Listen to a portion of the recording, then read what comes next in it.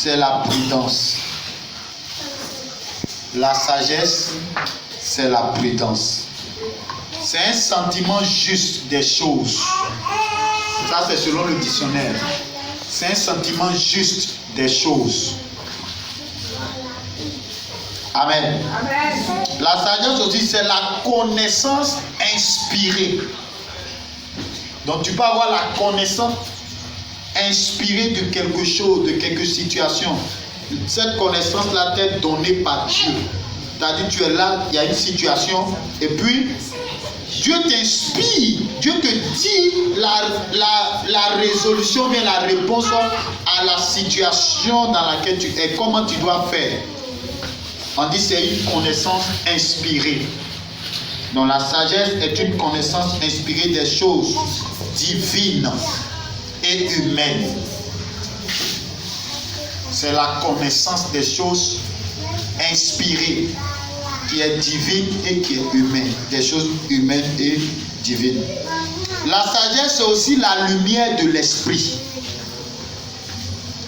Quand on dit que quelqu'un a la sagesse, on dit qu'il a la lumière de l'esprit. Parce que la lumière, là, ça permet de faire quoi?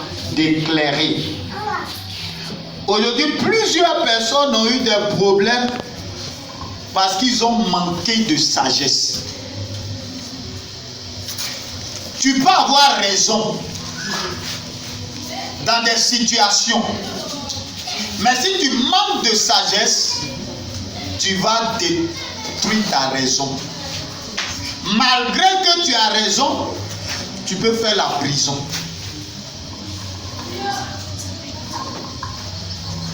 Parce que dans la résolution des choses, tu as mal agi. Alléluia. Amen. Nous prêchons sur la sagesse ce matin parce que nous sommes en train de tendre vers la fin de l'année. Pendant les fins d'année, il y a plusieurs personnes qui manquent de sagesse. Et si tu manques de sagesse, l'ennemi peut détruire ta vie. Alléluia. Amen. Gloire à Jésus. Amen. La sagesse, selon le livre de Proverbes chapitre 1, le verset 7, le respect du Seigneur est le commencement de la sagesse. Donc la sagesse elle-même, c'est une personne. Et cette personne se nomme Dieu. La sagesse là, c'est une personne. Et cette personne s'appelle Dieu. Alléluia. Et cette personne qui s'appelle Dieu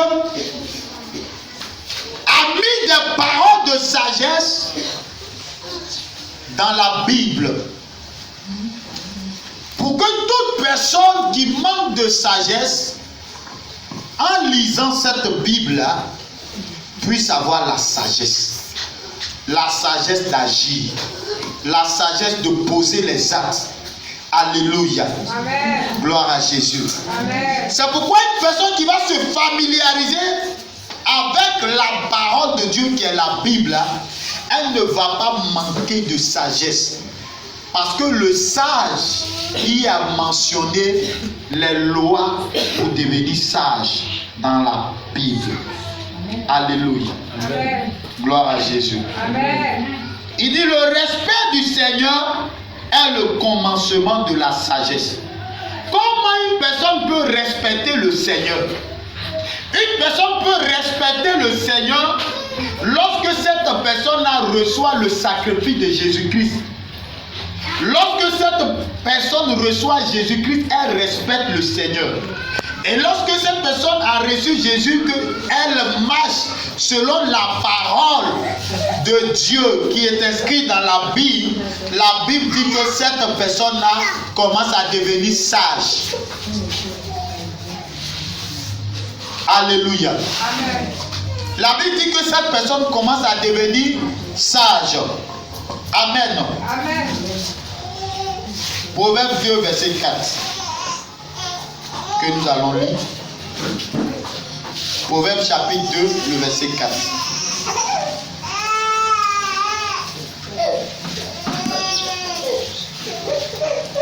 Proverbe 2, verset 4. Vous avez trouvé?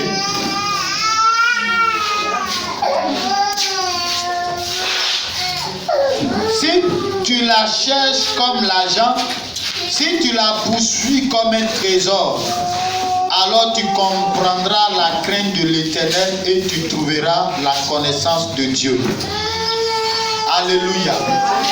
La Bible dit que la sagesse là, si tu cherches la sagesse comme tu cherches l'argent là, la Bible dit que tu vas la trouver. Or, la sagesse n'est rien d'autre que chercher Dieu.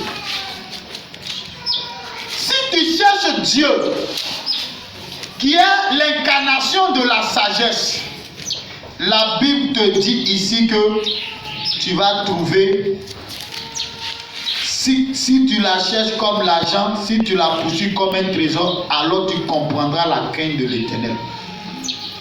Donc, quelqu'un qui cherche Dieu dans la parole, dans la prière, cette personne-là, la Bible dit que comme cette personne cherche la sagesse, elle va recevoir d'abord la crainte de l'Éternel.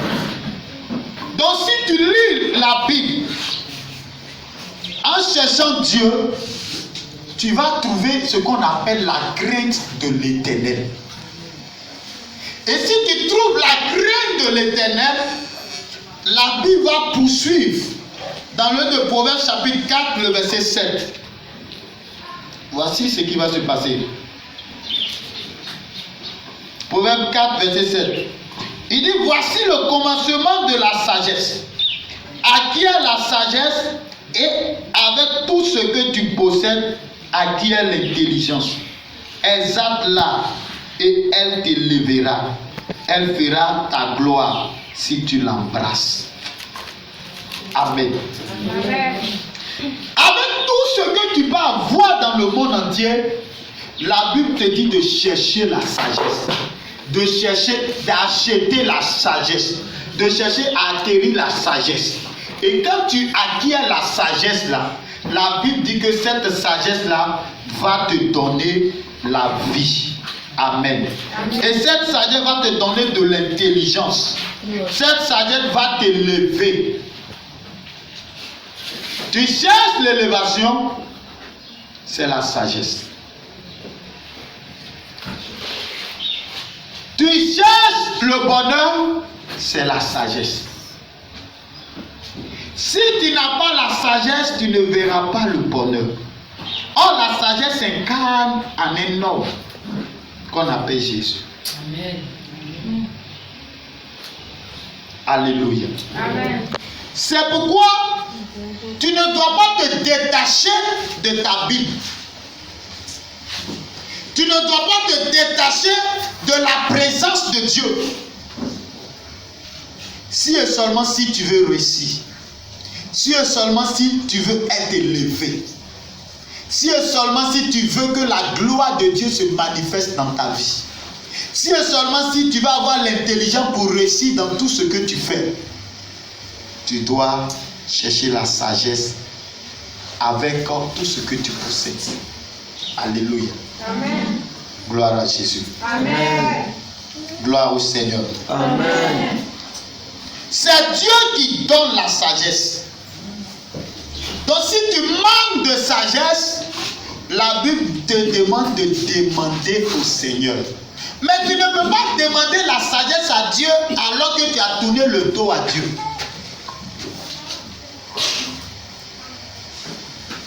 Si tu aimes sa présence, si tu l'aimes de tout ton cœur, il va te rendre sage. La Bible dit d'un homme qu'il a demandé la sagesse à Dieu. Mais avant que Dieu ne lui donne la sagesse là, la Bible dit que cet homme là, il aimait le Seigneur de tout son cœur. Son père, avant de mourir, lui a dit, ne te détourne pas de la loi de l'Éternel. Parce que Dieu, moi, David, là, Dieu, je l'ai servi, il ne m'a jamais abandonné mon fils Salomon. Si tu veux réussir, tu ne dois pas te détourner de Dieu. Tu ne dois pas te détourner de sa parole. Si tu veux t'élever, tu vas avoir ce que tu veux dans le monde. Tu ne dois pas te détourner de Dieu. Si tu veux protéger mon fils, tu ne dois pas te détourner de Jésus. Et la Bible dit que Salomon a commencé à adorer Dieu comme son père adorait Dieu. Et la Bible dit que Salomon va faire des holocaustes à l'Éternel. Et tellement Salomon aimait Dieu, Salomon est en train de prouver son amour pour Dieu. Et la Bible dit que pendant la nuit, Dieu va venir vers Salomon. Malgré que Salomon aimait Dieu, malgré que Salomon adorait Dieu, la Bible dit que Salomon n'avait pas encore la sagesse. Donc quelqu'un peut aimer Dieu, quelqu'un peut adorer Dieu, mais s'il n'a pas demandé à ce que Dieu lui accorde la sagesse, il n'aura pas la sagesse. Et la Bible dit, quand Dieu est venu dans le rêve de Salomon pour demander à Salomon, qu'est-ce que tu veux? Alléluia. Amen. Gloire à Jésus. Amen. Salomon dit, je ne veux rien, je veux la sagesse. Écoutez la réponse de Dieu. Comme tu n'as pas demandé la mort de tes ennemis, tu n'as pas demandé même la prospérité, je te donne la sagesse et je te donne tout. Oh yes. Tu vas avoir tout dans le monde. La sagesse. Les difficultés sont en train de venir sur le monde. Si tu n'as pas la sagesse de rester dans la présence de Dieu, si tu n'as pas la sagesse d'aimer l'Éternel, tu ne seras pas épargné.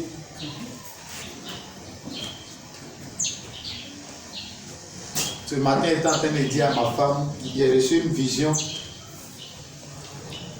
où le Seigneur disait à un homme, c'était comme si c'est un homme de Dieu qui avait pris le sel et puis il mettait sur la tête d'une personne pour dire, à cause des difficultés qui vont venir sur la nation là, je mets ça là sur toi pour que tu sois prudent et tu connaisses le temps, afin qu'au bon moment tu puisses agir comme tu dois agir.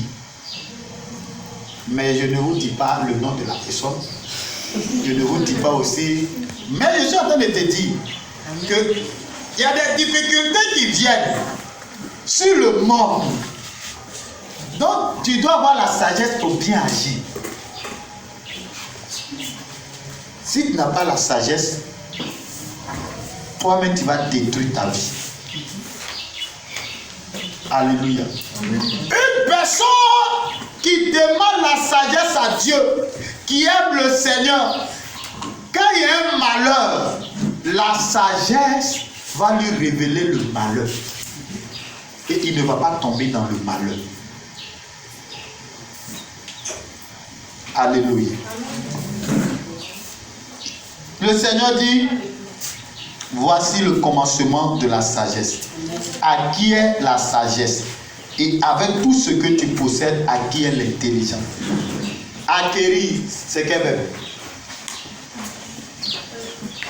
Ça veut dire quoi?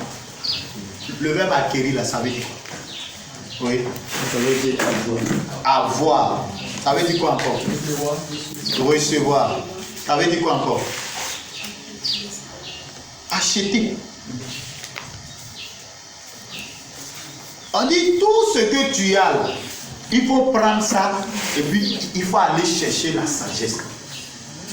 Il faut aller acheter la sagesse. Donc si tu as l'argent, tu as des millions, Il faut prendre ça pour acheter la sagesse. Et si tu achètes cette sagesse-là et que tu l'as là, tu auras l'intelligence. Alléluia. Est-ce qu'on se comprend bien ce matin? Les difficultés peuvent venir. Nous sommes en train d'aller en décembre, bientôt novembre, décembre. Regardez combien de personnes, par manque de sagesse, vont vendre leur destinée sur les cuisses des jeunes garçons, sur les cuisses des jeunes filles, à cause de quoi? D'argent.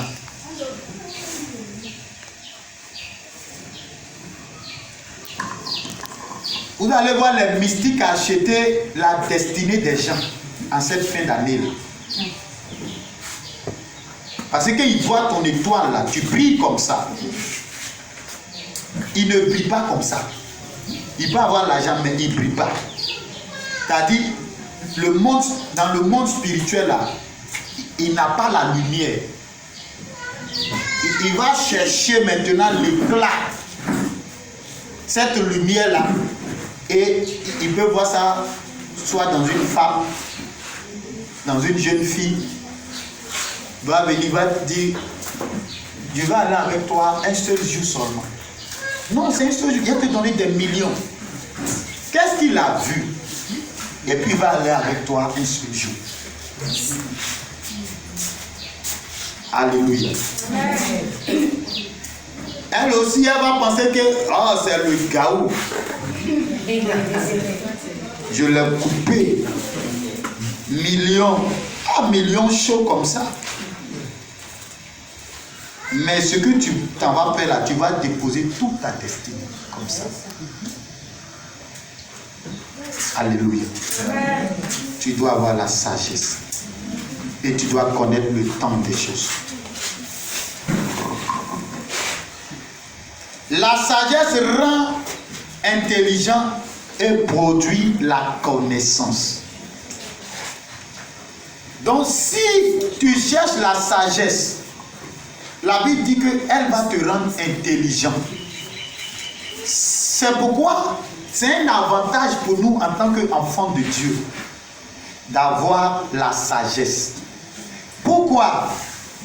Tu as Jésus. Tu as le Saint-Esprit en toi.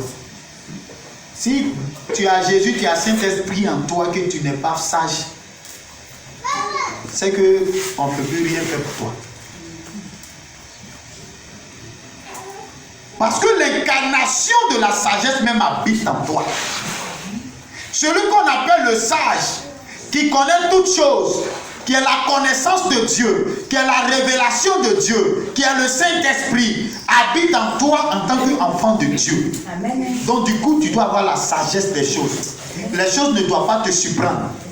Le malheur, même si ça vient là, ça ne doit pas te surprendre. Dieu doit te révéler le malheur d'avance. Mais ton problème, c'est que tu refuses la présence de Dieu. Or, si tu es refroidi, l'Esprit de Dieu aussi, qui en toi aussi dort. Et s'il dort, même si Dieu te montre, tu ne vas pas voir. Même s'il t'a parlé, tu ne vas pas entendre. Alléluia. Amen. C'est pourquoi tu dois avoir la sagesse. Alléluia. Amen. Proverbe 9, verset 10. Le respect du Seigneur est le commencement de la sagesse. Connaître celui qui est saint, c'est être intelligent. Si tu connais Dieu, tu es intelligent. Donc, la prière que tu dois faire ce matin, c'est Dieu, rends-moi sage. Dieu, rends-moi sage. Combien de personnes, Dieu a fait tellement de choses dans ta vie, mais parce que tu manques de sagesse, tu ne vois même pas ce que Dieu fait pour toi. Alléluia. Dieu même t'a délivré même des choses que c'est restés dedans, ils sont morts. Mais toi, à cause du manque de sagesse, Dieu n'a rien fait pour toi. Parce que tu n'as pas eu l'argent.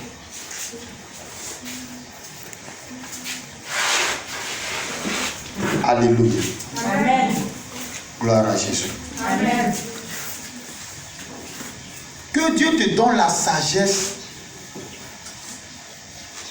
pour être plus intelligent que tes ennemis. Amen.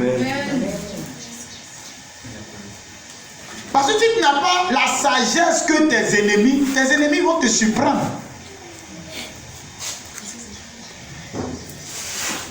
Vous allez voir, dans ces temps-ci, beaucoup vont se laisser surprendre par leurs ennemis. Or, la sagesse, c'est que en chaque fin d'année, le diable fait son bilan. Pendant que Dieu fait son bilan, le diable aussi fait son bilan. Combien de personnes sont rentrées dans le royaume de Dieu? Combien de personnes Dieu se charge de garder, de préserver? Le diable aussi fait son bilan. Combien de poulets il doit manger? Il t'appelle poulet, il t'appelle viande. Les sorciers sont en train de faire le programme. Alléluia. Si tu manques de sagesse, et tu vas voir que c'est pendant ces temps-là, beaucoup vont manquer de sagesse pour se retirer de la présence de Dieu. Oh, on me contrôle trop. Je vais me retirer un peu. Il ne sait pas quand se retirer un peu, c'est la mort. Alléluia. Amen. Gloire à Jésus. Amen. Je voulais venir prêcher un message de feu. Mais le Seigneur dit la sagesse. Amen. Le dimanche prochain, là, on fait fire. Alléluia. Amen. Gloire à Jésus. Amen. Que Dieu te bénisse. Amen. Que l'esprit de sagesse divine repose sur toi au nom de Jésus. Amen. Comment pouvons-nous être sages? Pour être sages, nous devons avoir une intimité avec le Seigneur. Pour être sage, là, tu dois avoir une intimité avec le Seigneur Jésus. Qu'est-ce que tu entends par intimité? Intimité, ça veut dire être en communion. Être en communion, ça veut dire que toi et puis Dieu, là, vous devez être des amis. Quand tu as ton ami, tu lui parles là, il comprend. Quand il te parle, tu comprends. Donc, ce qui veut dire quoi? Tu dois toujours parler avec Dieu. Tu dois toujours prier Dieu. Tu dois lui soumettre ta vie. Lui soumettre tes projets. Tu dois lui demander, Seigneur, qu'est-ce que je dois faire pour que toi-même tu sois content de moi? C'est pas toujours venir, Seigneur, donne-moi. Chaque jour, lui, il te donne. Maintenant, toi. Parce que quand vous êtes amis, il y a ce que tu fais et puis ton ami aime. Et il y a ce que ton ami aussi fait pour toi et puis toi aussi tu aimes. Toi, tu fais quoi pour que Dieu puisse dire que, ah, vraiment, mon fils là, ma vie là, nous sommes réellement en communion. Alléluia. Amen. Gloire à Jésus. Amen. Tu n'es pas en train de penser comment je vais faire même pour quitter la présence de Dieu. On dit, comment pouvons-nous être sages? Pour que tu sois sage, il faut être en communion avec Dieu. Il faut aimer le Seigneur. Il faut marcher avec Dieu. Il faut prier le Seigneur. Toi-même, il faut avoir chez toi à la maison des temps de prière avec Dieu. Amen. Toi-même, il faut avoir des temps de rencontre avec Dieu. Il faut adorer Dieu à la maison. Il faut le chanter, il faut le louer. Les heures de prière, il faut aussi être dans la présence de Dieu les jours de prière. Amen. Quand tu vas commencer à faire ça, la Bible dit que tu as commencé à être sage. La deuxième des choses que tu dois faire pour être sage, tu dois méditer la parole de Dieu jour et nuit. Quand on parle de méditer la parole de Dieu, ça veut dire que tu lis la Bible, là, tu prends un verset, tu lis, ou bien un livre, tu lis, et puis tu réfléchis dessus.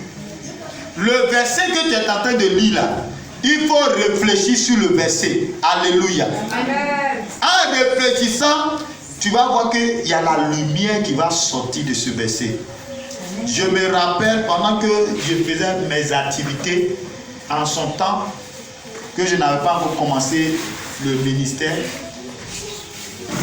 J'ai dit, bon, l'activité que je suis en train de faire là, ça c'est pour un an en attendant. Après, je vais chercher un autre bon travail.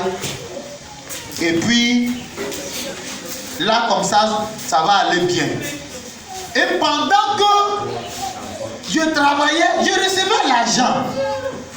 Alléluia. Amen. Je reçois l'argent et puis je dépense tout. Et puis un jour, j'ai commencé à réfléchir. J'ai dit, attends, mais l'argent là même, depuis là même là, je viens m'arrêter au soleil ici là-haut. J'ai gardé combien? J'ai commencé à faire quoi? Méditer sur la situation. Méditer veut dire réfléchir avec Dieu. Et j'ai commencé à méditer sur la situation. Et là, c'était vers les 1h, 2h du matin, ma Bible est devant moi. Et puis j'étais en train de lire la Bible. C'est là, le Seigneur va me donner un verset dans le livre de Proverbes. Il dit, il faut prendre soin de ton travail. Et que si tu prends soin de ton travail, là, ton travail maintenant va te produire les fruits. Et les fruits là vont te permettre de construire ta maison. Et c'est ce que la Bible là, me disait dans le livre de Proverbes. Et puis, il a commencé à dire, attends, on dirait que le travail que je fais là, mais je néglige ça. Parce que j'ai commencé à négliger le travail. Je me dis que ce n'est pas le travail que je dois faire. Ça là, mais ça ne me ressemble pas. C'est pas ce que tu fais. C'est pas ce que tu fais.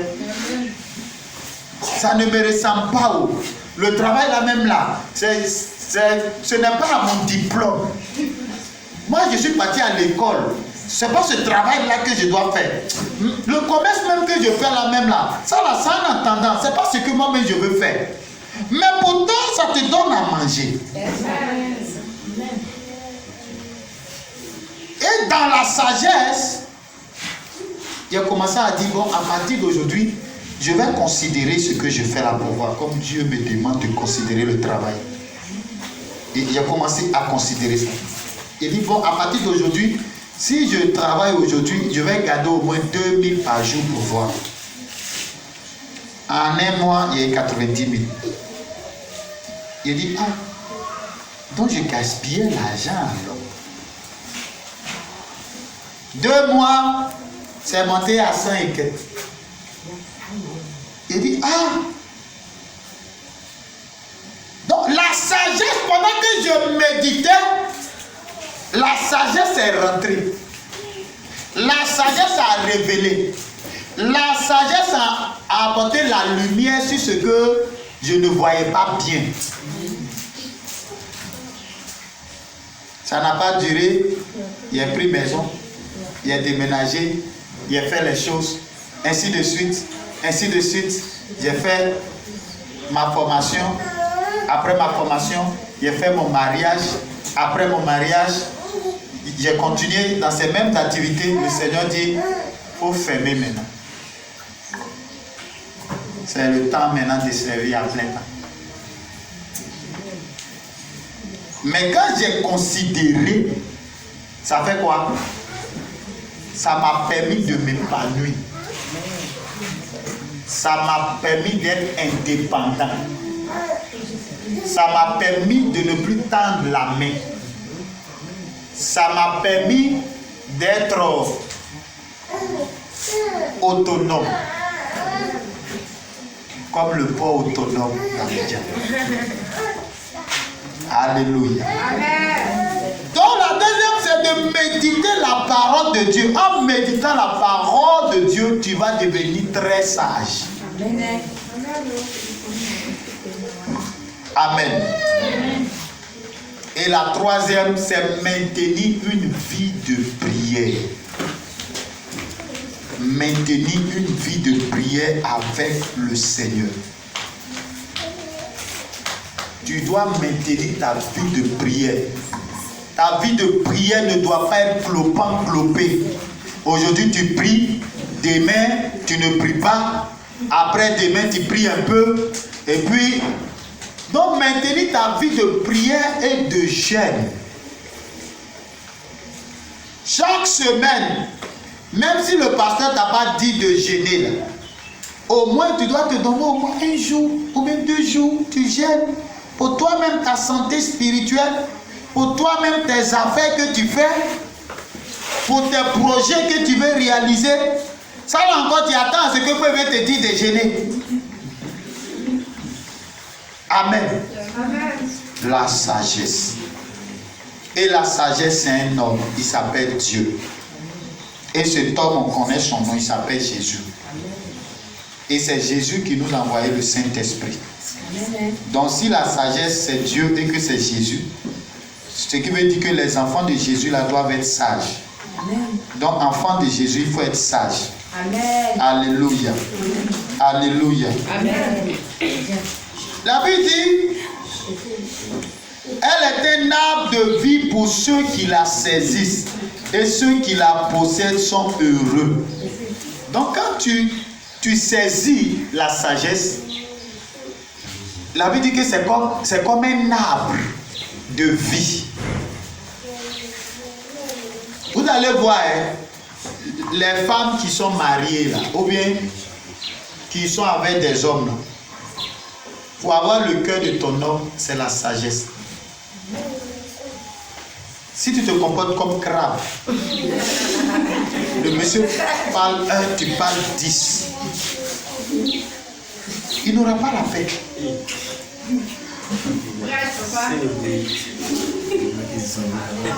La sagesse.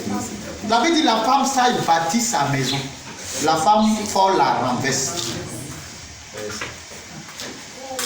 La loi dit que nous et les hommes, on est égales. Mais la Bible n'a jamais dit que tu étais inférieur. Oh yes. Est-ce que la Bible a une fois dit que tu étais inférieur à l'autre? La Bible n'a jamais dit ça. Mais la Bible dit que la femme doit se soumettre à son mari. Et que le mari doit aimer sa femme. Yes, oh, yes, yes, oh. Ça là, c'est des paroles de sagesse. Si tu veux la faire aller contre ça, tu vas comprendre que la parole de Jésus là, c'est la vérité. Come on. La Bible dit, enfants, obéissez à vos parents selon le Seigneur. Amen. Maintenant, si ton papa parle 1, tu parles 10. S'il décide de ne plus payer tes études, qui a cherché? Hein?